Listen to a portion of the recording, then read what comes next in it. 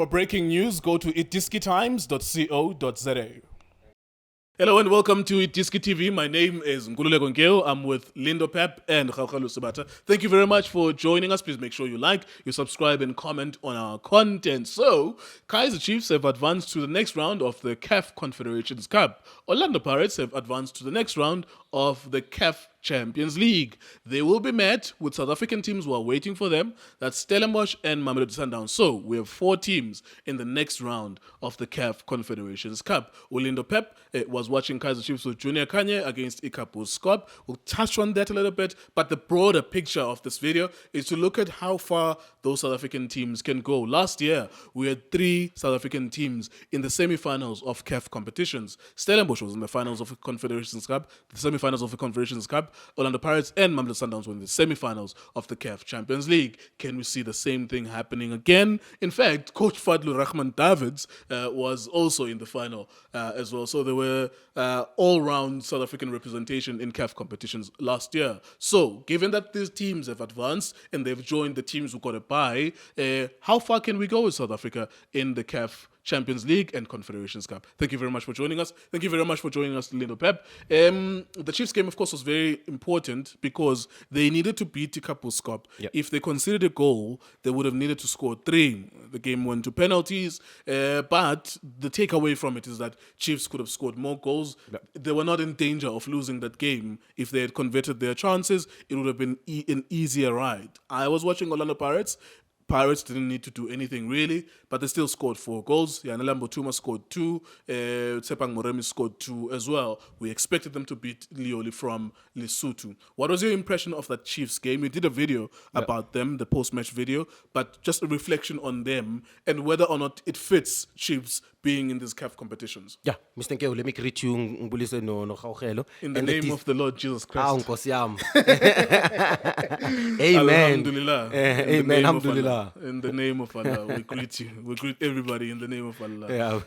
Kaizer Chiefs in the CAF Confederations Cup. Yeah, Mr. Nkeo, to be honest with you, what a squad actually that they have. I'm always trying to audit the squad before I can have these conversations because you look at the profile of the squad that they have, it does suit them, maybe probably playing in the African competitions. I hope that this will not be an excuse when they start having a very difficult season, because you need to understand when you play African competitions that there will be a portion in the season where you're going to have to suffer. But suffering doesn't mean you lose results. Suffering means you go through that phase, but you still come up with good results. Domestically, can you be able to balance your squad? You know what I mean, Mr. Nkeo? So there was some exceptionally good performances, and you have to give credit to Miguel for organizing the defense as well as Peterson, because Mawamcheku Miguel, maybe yes, he does struggle a little bit in South African football, but in the African competitions, because of the profile of strikers that they have, and with the back 3, I think that Kaizer Chiefs moving into a back 3 has brought the best out of Miguel as well as Uzita Kwinika, because Uzita Kwinika in the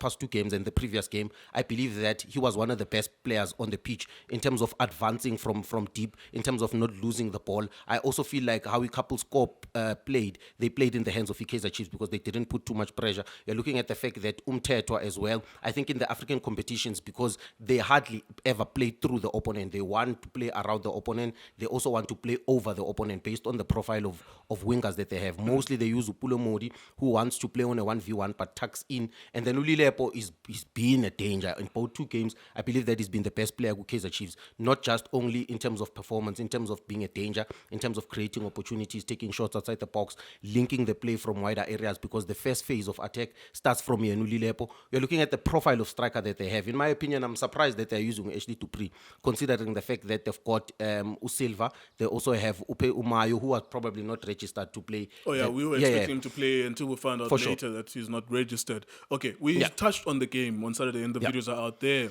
But maybe the broader picture is, how does Kaizer Chiefs fit in Africa? Although, of course, Angola is still us. It's still the SADC region. So it's not it's not too different of a challenge. It's not West Africa. It's not North Africa. Yeah. But does Chiefs look the place, and do they even look like they can have a longer tenure in African football? I think they need to plan that, because it gives them an extra game every week. I believe that every big club wants to play 2 games a week. It gives them at least another game to rectify their mistakes before they can go. Because most of the time when you play league football, you play a league game this weekend, you play another league game. There's no in-between curtain raiser that can also actually allow the coach to use the squad, try attacking patterns, defensive organization patterns. Like, for example, you've got a player like Uhlongwane, you've got like a player like Umfundo Vilagaz. You've got so many players in that Kaizer Chiefs team that need minutes. And I believe that the Confederations Cup as well as domestic cups, they can use that to build confidence to the players, give players game time,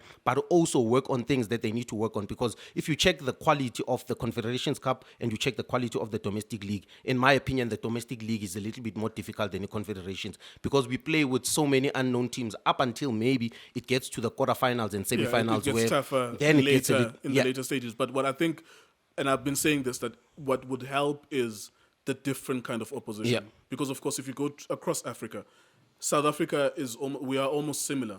Almost all black men in South Africa are generally same height. Yeah. 6 foot tall. Even me and you we're almost similar height. Yeah. You know, 6 foot tall, 5'10", and so on. And of course, we have different. We are also similar in our aggression. We're not too aggressive. Yeah. You know, you might find in the Western Cape there's a different type of aggression. Go to KZN, different type of aggression, but it's not the aggression that you get in Africa. So you need that as well in terms of how your players respond to that and how it will grow them. And there's those confrontations. Like you mentioned a very good point about Miguel. Miguel, because he's coming from that side, he may have been familiar with the confrontational style of strikers who want to elbow you and all of that, and he embraces it. But maybe the difficult football for him is when players want to run beyond him. You know, they want to run behind him, as opposed to a striker that wants to be shoulder to shoulder with him. So I think it's an interesting challenge for Chiefs in that sense. I want us to talk about the other teams as well, but let me wrap it up with Chiefs in African competitions,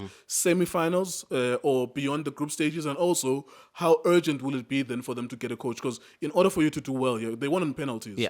In order for you to do well here, you're gonna need stability on the bench. Mr. Nkeo, and this was this I was about to say this. At the end of the Nedbank Cup, we said they need to make the right decision now. I believe that going into the international break, the coach has 2 weeks.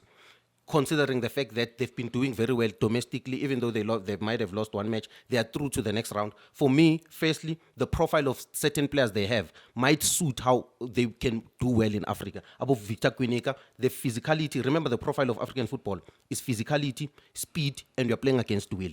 I believe that they do have those crop of players like Abo Silva, Abo Quineka, Abo Miguel, who can help them. But then in the domestic league, they can use a variety of players because they've got players who are technical, players who are very tactically smart, but now this is the right time to bring in a coach, because if you bring in a coach now, he has time in the training ground.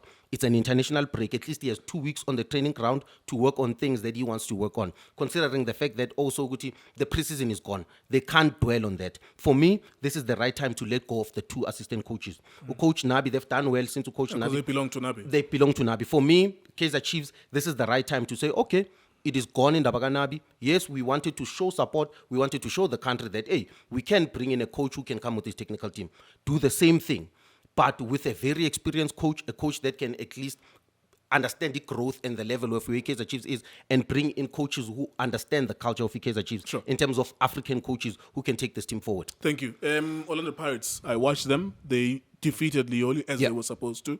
My takeaway was that, well done. It's been 30 years since you won the CAF Champions League. Last year you were in the semifinals of the CAF Champions League. So perhaps maintaining that same level. I had a debate with you, with your friends at 3-Man Press on YouTube last year. And I made this point, and I said, your 3-Man Press YouTube channel, and I said, even if a club comes number 2 4 seasons in a row, that is not failure. I'm not saying Pirates must come number 2 again, because I'm sure they want to be number 1 in the league. They want to win the CAF Champions League. I'm saying to maintain the standard, to keep on being in the finals, in the semifinals, it's good. You might, at some point, you're going to convert the momentum. Sundowns has always been semifinals, Champions League. That's not failure. Last year it was final. Because it's the momentum. You must always be in the picture. When something happens to Al Ahly, you pounce. When something happens to Atwell to Sahel, you pass. When something happens to that Casablanca, Raja Casablanca, you pounce. When they are not having a best season, because you are always there, you pounce, and it might be the year that you eventually win. Pyramids were not that good in 2023. In fact, they were beaten by Sundowns in the group stages, either 2023 or 2024, the Pyramids. But they kept on being there, and they won last season. Orlando Pirates, semi-finals, would be maintaining the standard. They beat Lioli. They should beat the next team. It will either be St. Elelipopo or El Merreikh. Those teams are not better than Orlando Pirates. El Merreikh is in Sudan. Sudan has a civil war in their country, and the league is not. There's nothing normal that's happening in the country because of the civil war. St. Elelipopo has not been an African team for a very long time in Congo. They've had to wait for Vita and Mazembe to not do well for them to qualify for these competitions. Now, what is your expectation for Pirates this season in the CAF Champions League? You know what, if you look at the depth and the players that they have versus last year. Yeah, Mr. Nkeo, you know what? Let's say it again, and let's say it one more time this season. You can play the entire season and play in an incredible season. In the Champions League, it's about details. It's a match of details. It's a game against the will. I'm using that word a lot this season because it's very important for people to understand that sometimes there's more to football than tactics. And for me, you cannot play the entire season, lose one game or have one bad performance, and we consider your season to be a failure. Yeah, that's ridiculous. And that's what's happening, and that's the words that Pep Guardiola used to emphasize that I can be dominant the entire season for 9 months. And because of one match, because of a certain detail, whether it's a set piece, whether it's a bad defensive error, it's a handball, it's a penalty, it's a red card, and now you define my season based on that moment. And I just feel like our African teams need to get into that space. I understand that the North Africans are a little bit ruthless when it comes to the Champions League. It's the Champions League or nothing. But our teams are not in that phase. Our team needs to start building African football heritage where our teams are constantly there, which is what Mamelodi Sundowns has done over the years. And us seeing what Mamelodi Sundowns has done over the years has actually brought in super quality players. It has improved our development in terms of the quality of how it has improved our women's game. But what's more important about the Orlando Pirates in this season is to understand that I think they've got the right coach, and the coach that knows how to understand and to read the game, and that will put them in a space where yes, it might not work maybe in the league, because in the league, being a reactive coach, sometimes you might find yourself before halftime so 2-0 up, in and fact, then catching the reading up. of a game, just on that point, Lindo, the reading of a game, if you remember this, is the second leg. It's against Pyramids. And Fiston Mayele scores and whoever else scores. Orlando Pirates, I think, have to just defend for 30 minutes. 68 minutes. Yes, they just have to defend for 20-something minutes. And I think what they did, Rivero, I don't know whether it was Maswanganyi. He it brought was players Maswanganyi who and did not Kabelo. have the profile, to defend. Kabelo Lamini and Tito Maswanganyi. It was players who did not have the profile to defend. All you have to do is to keep the game as it is, keep the scoreline as it is, you're going to win. And unfortunately, there was a last-minute goal for Pyramids. Now, that's not failure. That's not failure. It's just literally to your point, Reading the game. Mr. Nkeo, there's three things. Let's reference that game. Perfect example. There's three things happened in that game. It's Koki. Not anticipating the fact that the shortest player on the pitch can win that header with Koki. For me, the defensive organization and reading the game, being able to interpret that situation to say the strongest headers of the ball must be in front. For me, that was the first detail. The second detail is in the 68th minute, you take out midfielders that cover distance, midfielders that know how to suffer, and you bring in players that want to keep the ball and recycle the ball. They only play on the ball. Only on the ball. Defensively, Utito also concedes a foul. We are not blaming these two players. We are just saying the tactical decision from coach Roger Rivero in that phase, in that period. He's had an incredible season or incredible Up years to of that point. Up to that point. Yeah. But this is what the coach needs to understand. In domestic league, in our domestic competitions, he can do well because some of our teams lack quality. We've said that our league is a league where teams don't capitalize on their mistakes, on the opponent's mistakes. Punish the opponent's mistakes. In the Champions League, it's going to be a problem. If he's going to be a reactive coach in the Champions League, he might find himself 2-0 up, which is what we saw against the Pyramids. So if in the Champions League, he's going to have to be very prepared in terms of the organization of how he plans, his structure, his shape, how he wants to attack and defend, before even the team can score or before the team can be under pressure. So for me, I'm looking at the Orlando Pirates depth, and I'm looking at the fact that defensively, they look like they've got 2 or 3 or 4 young boys there in the team that are defensively very solid. The goalkeeper, if he gets injured, that's the only thing that worries me, Usipo China, to be honest. He got injured actually on Saturday and was replaced by Melo Subutelez. And I said to Shane at the time that you're gonna need a like for like number 2. Yeah. It's difficult, of course, because you have to ask the question. It's nice and well to analyze matches, but we always have to ask the question. So who would you replace him with? So there's no like for like. Yes, Melo Subutelez was a decent goalkeeper at TS Galaxy, but it's not a Champions League national team type of goalkeeper. And China was injured. Hopefully, it's not a long-term injury. You know, another thing that worries me about the Orlando Pirates thing is the left back position. And I had said to you, if everyone is back defensively, Orlando Pirates, I would rather use Umbogazi as a left back, more especially in games of consequence. I would want him to specialize in one position for 5 years. Like, I think because he's 20 and he's a kid, he's supposed to even be at the Under-20 World Cup. For sure. I think that because we did this mistake with Abubakar Mubara. Abubakar Mubara was a good right back, good centre back, good defensive midfielder. And we never allowed him to specialize in one position. And one of the best things that they do in Europe, once they find you a position, you specialize there because you have to be a master of your craft. I'm thinking you of need to him. Train. Yeah, for sure. Even me, when I look at Umbogazi, I see a midfielder actually. Like you always he's so say that. good Yeah, that he's a good midfielder, but he has to specialize in one position. The broader picture is that be an old John Mabizela, a top-class defender in your number 5 position, and we should not be messing up with you. Unless, of course, in a game there's injuries, you have to go to the left. You know what I'm thinking, Mr. Nkeo? They're going to have to use that squad because they also have Ukabelo Dlamini that we don't speak about in terms of creativity. For me, they've got players in their arsenal where I look at them and I think there's games where they can actually maneuver or try and trick that squad into suiting a profile of a game. Like, for example, they not necessarily need a right winger in certain situations. They can actually use Utito or Ukabelo Dlamini to play as a 4th midfielder, more especially where they need possession and they need control in the game. And then they can have the threat of Apoliso Rilem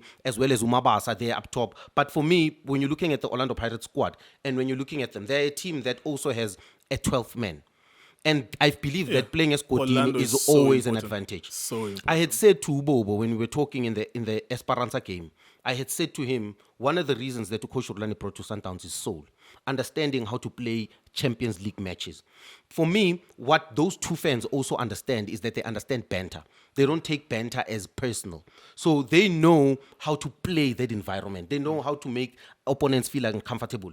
They know how to make Orlando Stadium a fortress when the opponent is there. It's difficult for anyone to visit Orlando. So for them, they know, Mr. Nkeo, that playing for a draw away is a result for them because coming to Orlando Stadium will always be a difficult game. So that gives the Orlando Pirates an advantage. Al Ahly played to a 0-0 draw. They understood that there's nothing we're going to get here. It was very hot as well. But we have to, Maskabele's Berlin. Semi-final would be a best place to start. After 30 years, it's an anniversary since they last won the CAF Champions League. Maybe to dream more. What's your expectation? For me, you know what? Pirates needs to be this is the season where they need to be a serious team. When the transfer window ended, Well, they already are. They are for sure, 100%. Semi-finals last year, MTN 8, number 2, they already are. One of the best teams, the most informed team in the country right now. But for me, the January transfer window, I'll always say this, becomes very important for Pirates. Because this is the window where they say, we are second on the log, we are semi-final or quarter-final of the Champions League. They go and get in a player that's got a big heart. For me, when they wanted to bring in De Jong, that's when I said Pirates is becoming the team that I think they should be. For me, the January transfer window, if they are in the semi-final, quarter-final, second position in the league, for me, they go and sign a striker that will not need 2 or 3 chances to score. I was always thinking, why not Grobler? When that story broke, they're looking for De Jong. So the January transfer window, they bring in someone who's going to score them 10 goals. For me, they've got a big chance of winning the thing. Okay, we move on then to Mamelodi Sundowns. They're meeting Remo Stars from Nigeria in the next preliminary round of the CAF Champions League.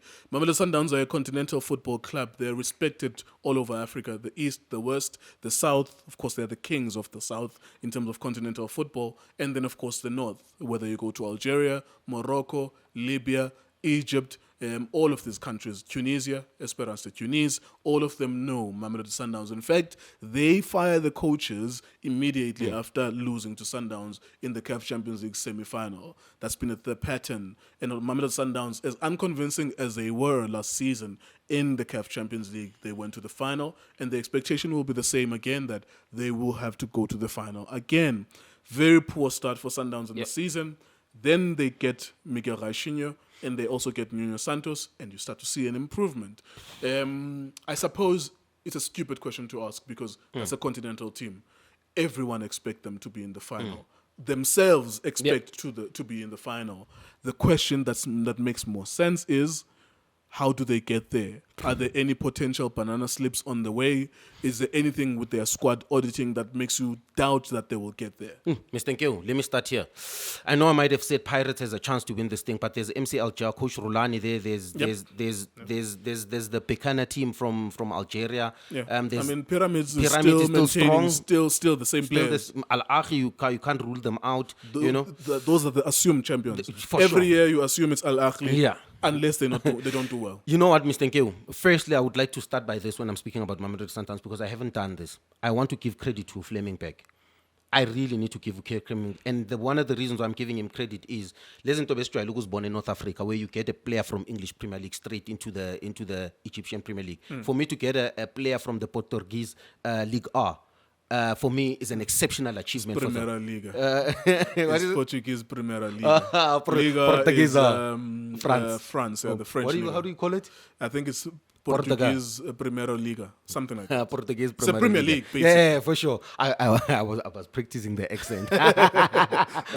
Portuguese is leave it to the Angolans. Yeah, I'm a scholar. And the Mozambicans. But that's a sign that I'm a scholar, Mr. Nkeo, learning pronunciation. But you are my motivation Miguel for this. Raichinho and Nuno Santos is a good catch My God. for Sundowns to get those players. And also, the advantage with these foreign players who come from there, even Lucas Ribeiro proved this with us, is that they already have been developed so much that they are a class above us. Yeah. Because there's us, which is the Breadway Premiership, where maybe there's very two good teams.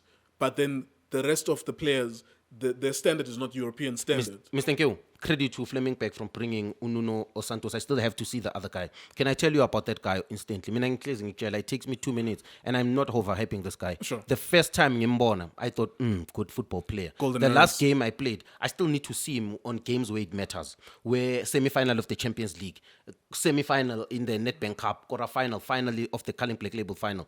But for me, what I've seen already, Mr. Nkeo, I'm sitting here and saying he's already the best player in the Betway Premiership, in my opinion. In terms of technical... Mr. Nkeo, I'm not disagreeing with you, but... He's on another level. So you see, there's a balance here. We must always also try to push ourselves. Yeah, for sure. Over foreign players. Like, we must always give the impression that Tina Nati, like, the debate Mufukeng, no Ribeiro. It wasn't a debate because Mufukeng kind of declined. Yeah. But still, we have to push him in a way of we are designing an idea of the image of us. Yeah, for sure. And this is our ambassador. And then there's Ribeiro. And then it's like, okay, look at what Ribeiro did to us, which is we gave him Footballer of the Season, and then he gave us a middle finger. Immediately gave us a middle finger. So we must always also emphasize ourselves. I get where you're going. I also see where you're going. I get where you're going, but he can't be the best midfielder in the country after 2 minutes. Mr. Nkeo, mina. I'm sitting here and I'm saying, I said this when I was speaking about him too.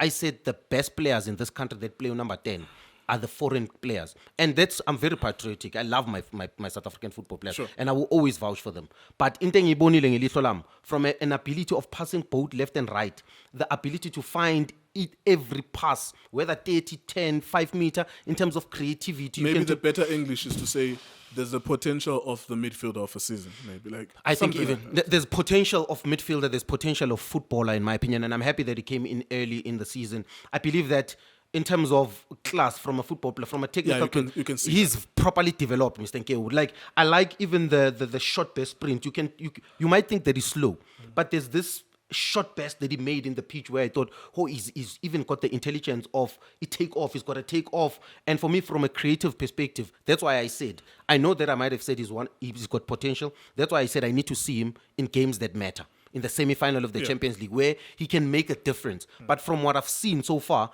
these are the number 10s that take the PSL, or rather the Betway Premiership, into the next level. Yeah. In terms of African football... He's clearly above our current midfielders. Yeah. If you look at all the other teams, I suppose we will always advocate for Maswanganyi Mbule, for example, but I think he's already looking above. But the language is very important, how we describe it, because not after 2 minutes. We have to see him, as you're saying, in matches of consequence.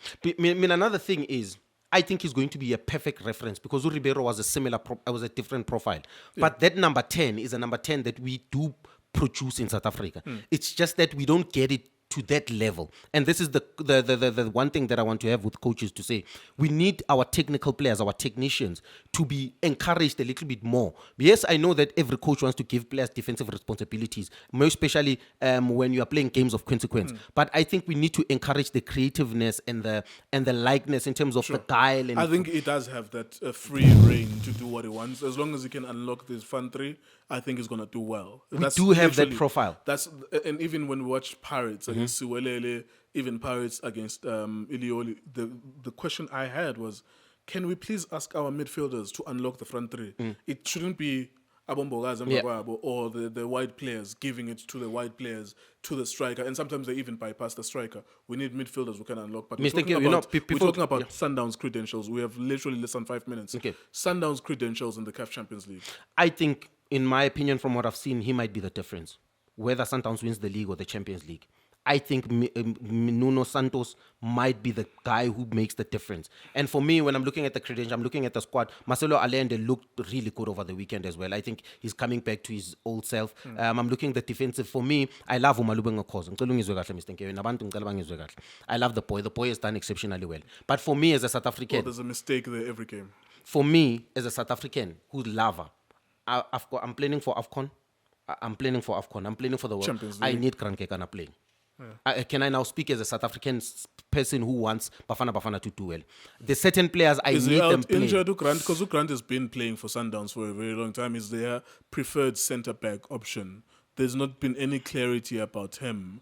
But anyways, besides dwelling on Grant, the point is you are saying that in order for Sundowns to do well in the Champions League, they need Nuno Santos, and they also need to fix their centre back. I think we need to fix our centre back pairing, in my opinion. Yeah. I think that experience in the Champions League is very important. Mr. Nkeu, the best centre backs are the ones that have the mentality of a breadwinner. Number two, the best centre backs are some who are married, ones who can carry responsibility. Yesu Grant is probably not yet married, but he's got the experience. Players are in that position for a very long time. That's why a Libusa becomes important, a Cupido becomes important. For me, I'm saying Ukoza can play in the Betway Premiership because of quality, but in the Champions League, for us to do really, really well, the experience of Libusa, the experience of Grant is very important. All right, there you go. Thank you very much, Lindo Pep. Mamelodi Sundowns, expected final, semi-final. Really, that's not even a debate. If they do something less, it's considered a failure, especially in the eyes of their management. Orlando Pirates as well, advancing to the next round of the CAF Champions League. Kaizer Chiefs we also touched on as well. Stellenbosch will find the other South African teams. The other South African teams will find them there in the CAF Confederations Cup. That's Kaizer Chiefs and Stellenbosch Confederations Cup. Champions League, it's Orlando Pirates and Mamelodi Sundowns. Of course, there will be almost a catastrophe if any of them drop off in the next preliminary round. That's iDiski TV, Diski Times, also spetting.